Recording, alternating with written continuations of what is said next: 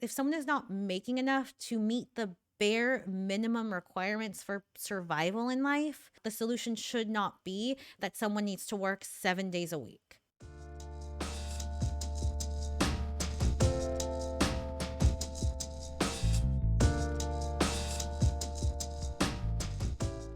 Hello, it's me, Turd Girl One. We're back. We're here together. We're doing it again. I'm back with another video. Hi.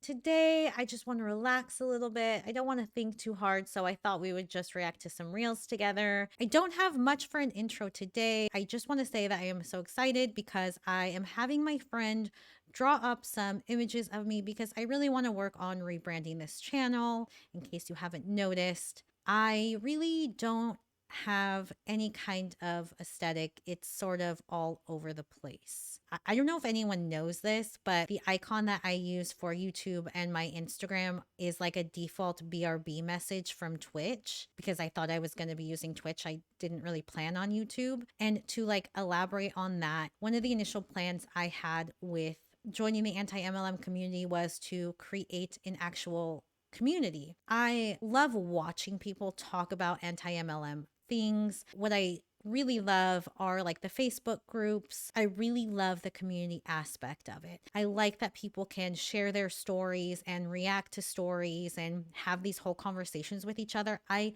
love that. My initial idea was to have that same kind of camaraderie and that same kind of community, but through Twitch. I would use OBS to stream Instagram stories and opportunity calls. I could interact with chat and chat could interact with me, and it would be like this live chat and we'd have these like fun conversations. With that said, I still would like to do that, but I will probably do it through YouTube versus Twitch. And in those streams, not only can I share like IG stories that I have found or opportunity calls that I have found, but there could be a lot of audience submitted content that we could all react to together or audience submitted stories. But if that sounds like something that maybe you all would be interested in, like, let me know. Let me know. It would be a lot like how I record these videos, but we would all be there together live and you would be a part of that video. That's about it. That's all I have. So we can just get into today's video, which is just a bunch of reels.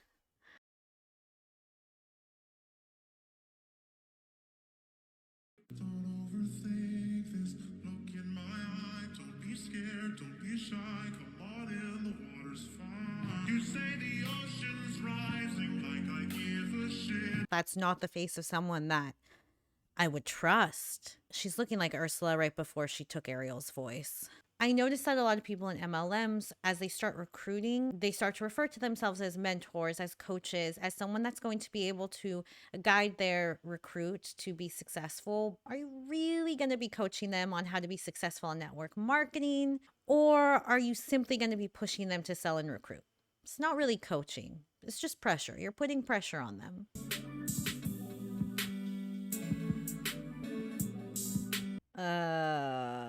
MLMs have a real problem with not fact-checking their sources or reading through anything beyond the headlines. I've noticed that they will literally just see something off Pinterest and repost it. And the Pinterest link will have absolutely no sources, no nothing. Like, they don't really read beyond the key point. So this is a perfect example. So she thought she was doing something when she typed, "Is Monat a pyramid scheme?" in Google and recorded it. Right away, when she searched that, it says Monat is not a pyramid scheme. Good, done, debunked. I told them, I showed them. If you actually read the full paragraph, it says, although you can make money selling Monat products, the real money is made by recruiting and building a large sales team. But they walk a very fine line between what is legal and what is not. I don't think anyone should feel comfortable working for a company that does the very minimum to operate as a legal business. Check me out. Check me out.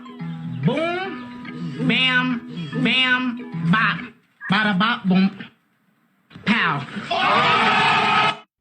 I have so much to say about this. I have so much to say about this one. I know we have all seen this one 1,000 trillion times. I'm not the only one to post this video. I've actually reacted to reels with this theme a couple times. I usually cut it out because we've seen it a million times before. So if I need to save on time, I just cut it out. But Today is the day I actually include it in my video. Comparing a typical company to a pyramid scheme is completely flawed. They are usually thinking of it in a very diluted, simplistic way. It makes sense. A lot of these MLM hunts probably come from working retail or a not 9 to 5 job that they say they've retired from. A lot of them are coming from restaurants, coffee shops, those sorts of jobs. So their idea of a pyramid is based on those sorts of jobs. You know, you work as a barista at Starbucks, you're sort of the lower end, and then you have a lead, and then you have a manager, and etc. It goes up. So they're really thinking about it in the most simplistic way. It's obviously not right for various reasons because everyone in that structure is working a completely different job. I won't say that they're necessarily getting paid fairly. That's a whole nother discussion, but they are paid in proportion to that job based on how Starbucks feels is fair. Okay. This is the most simplistic, diluted way to view a business. It really isn't shaped like a pyramid at all. It probably looks something more like this. And even this is very simple. A lot of the ways that a company is structured or organized doesn't require any sort of hierarchy at all underneath certain departments. If you look at it from like a marketing standpoint, you might have your CMO, who is your chief marketing officer, and underneath her, you might have someone that is responsible for social media. And then you might have someone that is responsible for PR, 2 separate jobs working together to accomplish a goal together. It's not a hierarchy. It's not a hierarchy. I should also add that these structures are typically finite.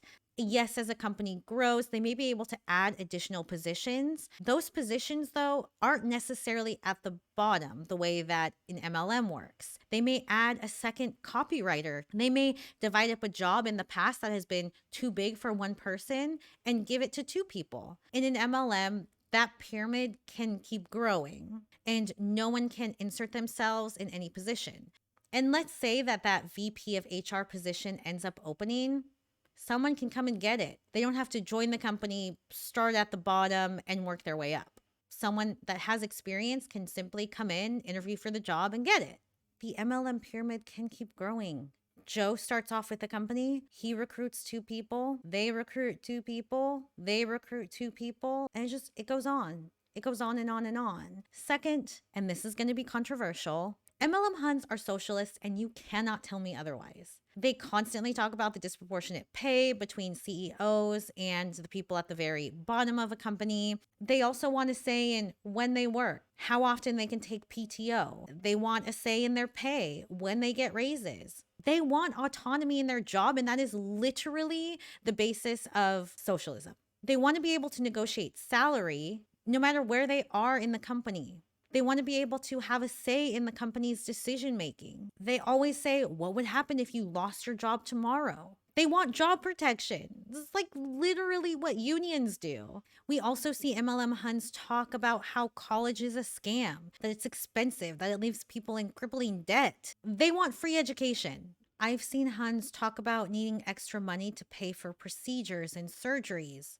They want free public health care. They want socialism. They want socialism, but the MLM structure embraces capitalism. And I know that that's a weird tangent to go on, but you have to admit that it's kind of weird. They want all of these things while also somewhat pushing the anti-vax, the QAnon, the conservative conspiracy theories.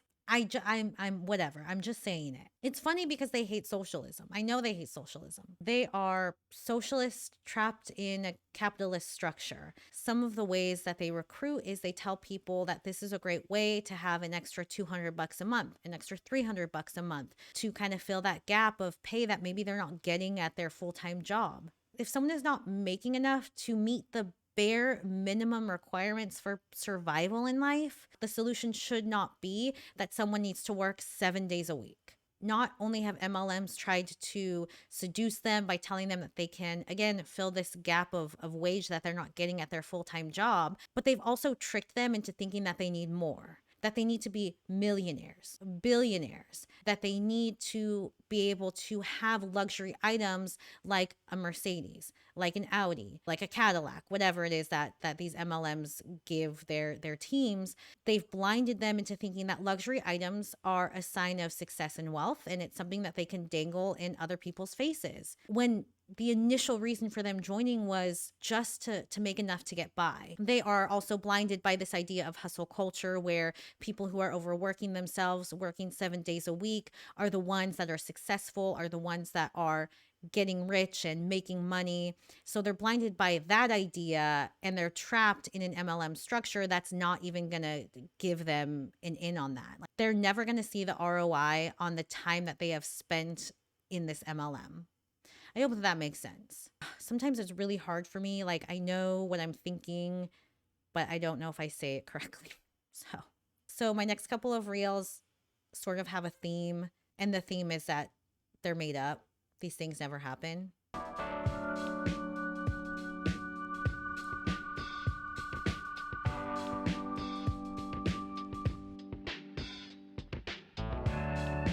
Okay, so this one says, when you coincidentally overhear someone that is clueless and stereotypical talking shit about the company you work for. Doesn't make sense, but I think we get what she's trying to say. The story behind this says, true story, this actually happened to me during my time in Arizona. Now, what are the chances that I would so strategically be placed by a pool with about 6 other strangers, and 4 of them just happened to be talking about the company I work for in a very negative light? It was actually comical how clueless they were. I could have just let them go on believing what they wanted to believe, or I could have hopped in the pool, swam my ass over to them, and casually entered their conversation, waiting until they asked me where I am from and what I do. Oh, I chose option 2, all right, and it felt great to respond to their "who do you work for?" question. Haha emoji. After their awkward apology, sure, Jan, we ended up having a great conversation about Beauty Counter. I cleared up the misconceptions that had been fed to them, and I explained that it was actually my job that allowed me to be a top-rated resort and spa. I mean, stories that didn't happen. I just feel like there's so much missing here. Like what did you hear them say? How did you respond? And who told you that those dance moves were cute? It just didn't happen. In the video, she was like, I told them, I showed them, they ate crow. You. But then in her story, they apologized. They had a great conversation. They all came to an understanding. So which is it? Because if at the end of the conversation they agreed with you, then why are you harboring all of this disdain for them that you have to make a whole reel dedicated to them? This story just doesn't make sense.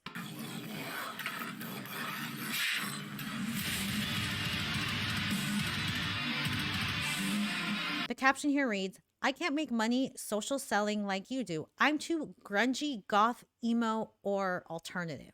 And then she kind of says, look, there are no rules. You just got to be coachable. You can be who you are. Come as you are. Honey, this didn't happen. No one has ever said that to you. You wanted this moment to show off how edgy and cool and goth you are. It's fine.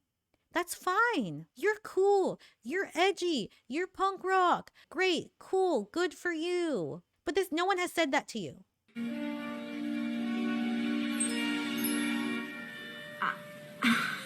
I'm sorry, I just hallucinated. I don't support friends who use social media marketing for their side business. Also them buys products promoted by their favorite influencers, celebrities on social media. No one says that. I have a lot of friends that use social media to market their products. I have friends that have candles. I have friends that make jewelry. I have friends that are actual personal trainers, not through Beachbody, like real personal trainers. All of them use social media to showcase their work and to get people to buy their things. The problem with MLMs is that we are really critical of the way that MLMs recruit and the way that people in MLMs make money. We are critical of the fact that people in MLMs continue to refer to themselves as social media marketers, as social sellers, as affiliate marketers, when they're none of those things. They're encouraged to use social media to promote a luxurious lifestyle that they have because of the MLM that they're in. It's oftentimes, 99% of the times, fabricated, and they use that aesthetic to recruit people. Stop. For the love of God, just stop. You think it's suicide? Just stop. Dude, I can't believe I have to say this, but seriously, just stop. You don't own a business. The next video is from a Monate Hun. She is a stay-at-home mom, so she really like feeds on that stay-at-home mom energy. Like that's sort of her brand, I guess. But she's like a pick-me mom. Is that a thing? You know, like a pick-me girl, but a pick-me mom. Like, you know, other moms have it together and I just don't. Just to kind of set the scene for who she is. Just like a couple examples.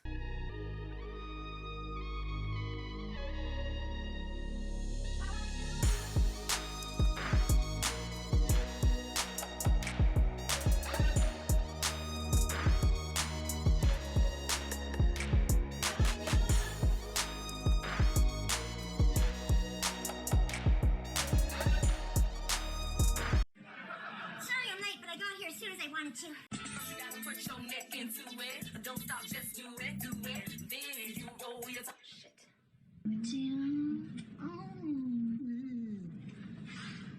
Big whoop.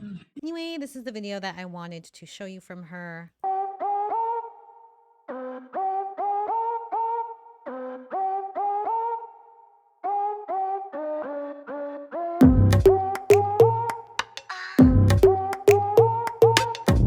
So her response to Monate stylists that don't like Monate is, that's okay. Keep on believing all that while your clients buy their products from me. Yeah, I said it. Well, gosh, that just doesn't sound very women supporting women, does it? There is a lot of reasons why someone wouldn't want to use Monate on a client. Monate has a bad reputation. It's not just the hair falling out. It's the MLM scam of it all. It's these unsanitary conditions that these products get created in. That's not good for business. If you work directly for a salon and you're not renting a booth, you're probably not allowed to use products that aren't sold in the store anyway. When you work directly for a salon, they're going to provide you those products to use. If you don't work directly for a salon and you're renting a booth, you are going to have to pay for products that are being used on your clients. Those products that you have to purchase, you can purchase at an extreme discount because you're licensed. You don't get that same kind of discount when you work for Monate. You can also choose to buy those products at wholesale price to sell to your clients at their retail value if you want to make money that way. It's way, way cheaper to use salon approved products that you can buy at like Cosprof or, you know, wherever. I think it's really interesting that she took this moment of someone not wanting to use Monate on her clients and she like turned it into a competition. Haha, whatever, your clients are buying products from me. I mean, also, you're just saying that. There's no evidence that you're stealing product sales from another hairstylist. There's no evidence to back that up. If you're renting a booth, you're not required to sell product at all. So if they're not selling product, a client is free to buy product from wherever they want. You're not really stealing them if they weren't their customers to begin with. You're also bragging about someone losing sales and like losing money and losing livelihood to your MLM scam. You're literally laughing at someone losing money to you. This stylist could be completely content with the money that she's bringing in. Something about this feels misogynistic. I know not all stylists are women, but blah, blah, blah. You get what I'm saying. This is a very female-driven industry, and they are constantly pitting themselves against other women, comparing their success to other women who are working 9 to 5, comparing how they're a mother to other mothers who can't be at home 24/7. It is not the women supporting women community that they often brag about.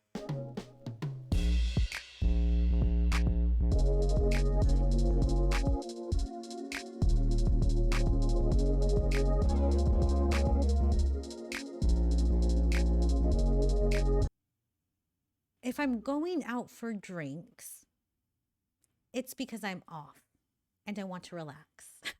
I don't want to pull up my laptop and be sending emails while my friends are on the other side of the table laughing and having a good time. If I'm cozied up on the couch with hot chocolate, I want to be watching a movie or a TV show or something like that. Like, I don't want to be sending emails. It kind of defeats the purpose of relaxation. But again, this is going back to that whole hustle culture where these huns think that they need to be working 24/7 at all hours, at every time.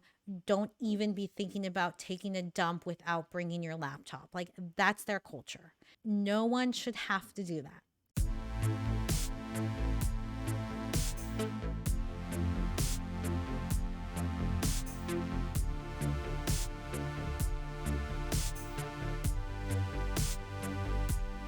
This is like what I'm talking about.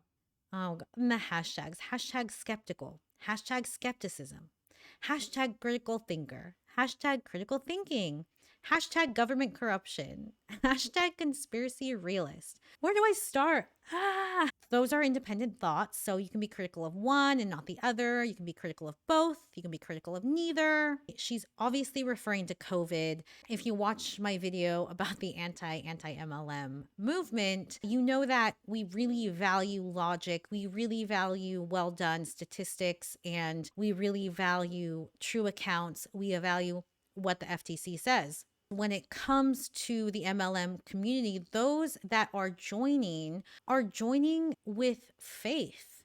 I don't mean in like a religious sense. They're joining with faith in their upline that regardless of statistics and other people's accounts of it, they are still going to succeed. So they're just going in with faith blindly without thinking. I mean, that's how they recruit. You join without thinking. When it comes to the anti-vax movement, it's very, very similar. Those who are choosing to get vaxxed, it's not even that they're listening to the government. They are listening to doctors and scientists and specialists. We are not listening to like misinformation on Facebook, which is not backed by sources. We aren't listening to the grifters that are making money by being anti-vax. And for the record, some of the top anti-vax people are vaccinated. Tucker Carlson, definitely vaccinated. And the others who aren't vaccinated, like Joe Rogan, has an insane amount of money where he can afford the very best treatment if he catches COVID. In fact, Joe Rogan did get COVID and did get the best healthcare possible. I mean, it's just exhausting and it just never makes sense. You have Ted Cruz calling Big Bird government propaganda for getting the vaccine, and Ted Cruz is the government. So do you trust the government or do you not? Or do you only trust the government when those politicians agree with you? These people are very patriotic and they don't like when people are critical of the United States. They don't like when people kneel during the national anthem. They think that America is free and it's the best. And if you don't like it, you can leave. In the same breath, they don't trust the government of their favorite country in the whole world. I mean, they trust people like Ted Cruz. You also have Marjorie Taylor Greene, who says stuff like this. You lucky people here in Alabama might get a knock on your door because I hear Alabama might be one of the most unvaccinated states in the nation. Well, Joe Biden wants to come talk to you guys. He's going to be sending one of his police state friends to your front door to knock on the door, take down your name, your address, your family members' names, your phone numbers, your cell phone numbers, probably ask for your social security number and whether you've taken the vaccine or not. Yeah, well, what they don't know is in the South, we all love our Second Amendment rights. And we're not real big on strangers showing up on our front door, are we? Marjorie Taylor Greene, of course, is part of the government, and she's literally inciting violence. All of that personal information she's so worried about the government coming in and getting from you, like your address and your phone number and your social security, which they already have. But she also wants every single American to provide that information when they vote. So it's like, make it make sense. I know that has nothing to do with MLMs. There is like such a huge overlap between conservatives and QAnon conspiracy theorists and MLM huns. I stumble across stuff like this all the time. Speaking of not making sense, this is the video that I actually wanted to show you of hers.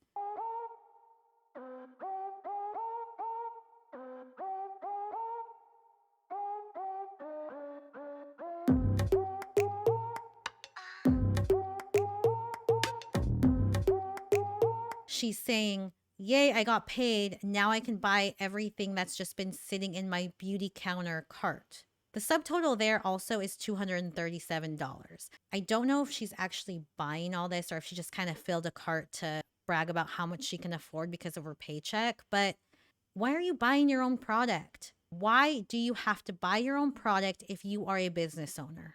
When people join MLMs, they talk about having an extra couple $100 to spend on whatever they want, on things that they've been needing, on dates, on trips, on traveling, etc. When it's obviously just going back into buying more product. If you work for an actual skincare company, you shouldn't have to buy your own products. If you're a business owner, you shouldn't have to pay more than wholesale price for your products. When we launch a new product, not only do they send it to me to try, but they send me multiple. I usually get a couple boxes. I can give them to people that work at Sephora and Ulta so that they can try the product and see if they like it. I can also give it to my team so that they can use it, so that they can sell it in store as well. No one has to pay for it. No one who is assisting in the sale of our products has to pay for the product. If Beauty Counter considered these independent consultants true salespeople, that they were going out and that they were selling these products that they were using, they would just be giving these products for free because they know the ROI is worth it. That if they give them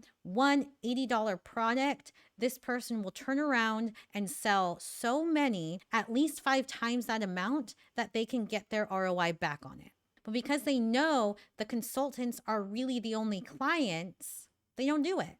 They want their clients, who are their independent contractors, to keep buying.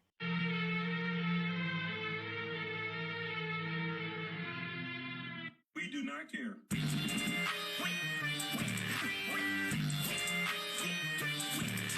So it says when they say money is a scam and that these people get paid 5 times a month, literally who cares? If it's a $10 check, what does it matter? Ditch the 9-to-5 life. Homegirl squatting down there has never worked a 9-to-5. Her last job, she was working at a coffee shop. You can't ditch the 9-to-5 life if you have never worked a 9-to-5 life. Prior to this, she was working at a coffee shop. Some of the other things that they say prove that money is not a scam is that they work from Wi-Fi. Yeah, like you and every other company in the whole entire world. I just don't think like throwing around fake money at the selfie museum is evident of anyone being a boss babe. That's it. That's all I have for today. That's it. That's all. Thank you for watching. As always, comment, like, and subscribe.